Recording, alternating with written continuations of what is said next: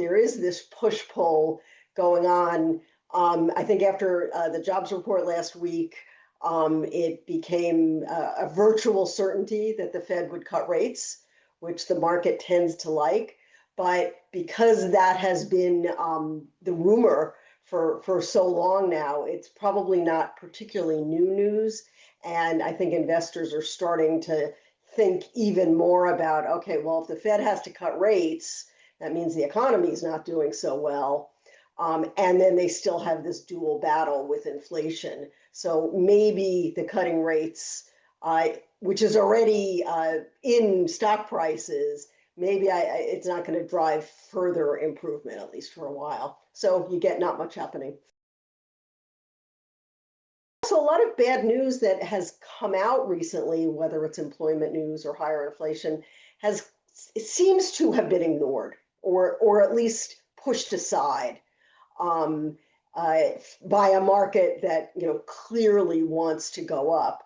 But the question remains: what's going to make it continue to go up? We've had a very strong year this year, really globally, not just in the U.S.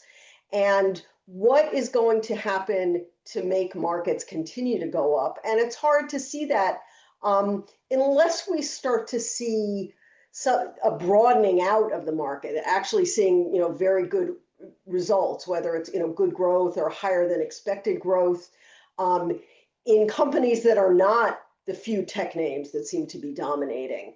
If that were to happen, then I think we could have some support under a broad-based increase in the market.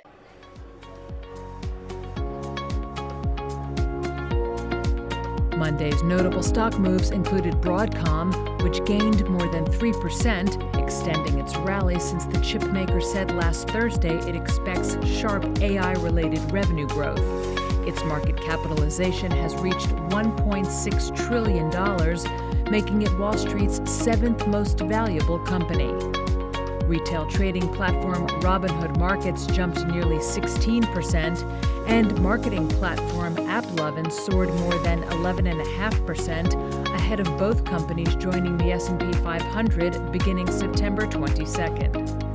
And shares of EchoStar rallied nearly 20% after the telecommunications services firm agreed to sell wireless spectrum licenses to SpaceX for its Starlink satellite network for about $17 billion.